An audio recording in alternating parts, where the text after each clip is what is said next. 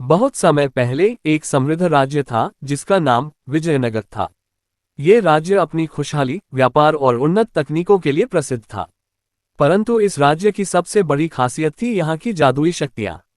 यहाँ के राजा चंद्रसेन को एक भविष्यवाणी मिली थी कि उनके राज्य पर एक श्राप मंडरा रहा है जो आने वाली पीढ़ियों को भी प्रभावित करेगा। राजा ने इस भविष्यवाणी को गंभीरता से लिया, लेकिन समय के साथ यह भविष्यवाणी धुंधली पड़ गई और लोग इसे भूल गए। राजा चंद्रसेन के राज्य में एक प्रतिष्ठित विद्वान आचार्य वशिष्ठ रहते थे। वे न केवल ज्योतिष और तंत्र मंत्र में निपुण थे, बल्कि उन्हें भविष्य देखने की भी शक्ति थी। एक दिन उन्होंने राजा को चेतावनी दी कि राज्य के उत्तर पश्चिमी हिस्से में स्थित चंद्रवन नामक जंगल में एक अनहोनी घटने वाली है। उन्होंने कहा, हे राजन, इस जंगल में एक अदृश्य शक्ति जागृत हो रही है जो आपके राज्य के लिए विनाशकारी साबित हो सकती है। राजा इस चेतावनी को सुनकर चिंतित हुआ और उसने अपने सबसे भरोसेमंद सेनापति वीरभद्र को बुलाकर जंगल की छानबीन करने भेजा। वीरभद्र और उसके सैनिक जब जंगल पहुंचे तो उन्हें वहां एक रहस्यमयी द्वार मिला जो काले पत्थर से बना था। ये द्वार प्राचीन मंत्रों से बंधा हुआ था। जब उन्होंने इसे खोलने की कोशिश की तो एक भयंकर गर्जना हुई और चारों ओर अंधकार फैल गया। तभी एक प्राचीन आत्मा प्रकट हुई और उसने राजा के पूर्वजों द्वारा किए गए अन्याय का उल्लेख किया।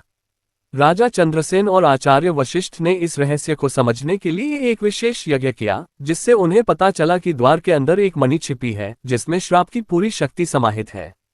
वीरभद्र और उसके साथी द्वार के भीतर पहुंचे और वहां एक शापित मणि पाई जिसे तोड़ने का आदेश दिया गया। लेकिन जैसे ही वीरभद्र ने मणि को छूने का प्रयास किया, मणि अचानक हवा में उठ गई और एक तेज आवाज में हंसने लगी। रुद्राक्ष की आत्मा वहां प्रकट हुई और उसने वीरभद्र को चुनौती दी कि यदि वह इस श्राप को समाप्त करना चाहता है तो उसे 3 कठिन परीक्षाओं को पार करना होगा।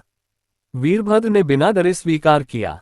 पहली परीक्षा में उसे अपने सबसे गहरे भय का सामना करना था, दूसरी परीक्षा में उसे सत्य और छल के बीच का अंतर समझना था, और तीसरी परीक्षा में उसे अपने प्राणों की आहुति देने के लिए तैयार रहना था। वीरभद्र ने हिम्मत से तीनों परीक्षाएं पार की और जैसे ही उसने अंतिम परीक्षा पूरी की, मणि टुकड़ों में बिखर गई। लेकिन तभी जंगल में एक गहरी गर्जना हुई और एक रहस्यमयी छाया ने कहा, यह श्राप समाप्त नहीं हुआ, ये सिर्फ बदल गया है। तभी राजमहल के आंगन में अचानक एक अजनबी साधु प्रकट हुआ। उसकी आंखों में दिव्य तेज था और उसने कहा, तुम लोगों ने एक बड़ी भूल कर दी। रुद्राक्ष की आत्मा अब और भी शक्तिशाली हो गई है और यह राज्य अभी और भी बड़े संकट में पड़ने वाला है। राजा और वीरभद्र यह सुनकर चिंतित हो गए। साधु ने बताया कि श्राप अब केवल जंगल तक सीमित नहीं रहा, बल्कि पूरे राज्य में फैलने लगा है।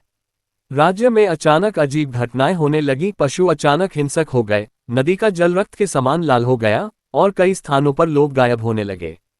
आचार्य वशिष्ठ ने बताया कि इस नए संकट को समाप्त करने के लिए राजा को एक पवित्र नगरी कालिंदी जाना होगा, जहां महामंत्र को जागृत करने की शक्ति है। राजा वीरभद्र और उनके विश्वसनीय योद्धा तुरंत वहां के लिए निकल पड़े। कालिंदी नगरी एक रहस्यमयी जगह थी जहां केवल सबसे योग्य व्यक्ति ही प्रवेश कर सकते थे। वहां के संरक्षक ने राजा से कहा, केवल एक सच्चे हृदय वाले व्यक्ति को ही महामंत्र प्राप्त हो सकता है।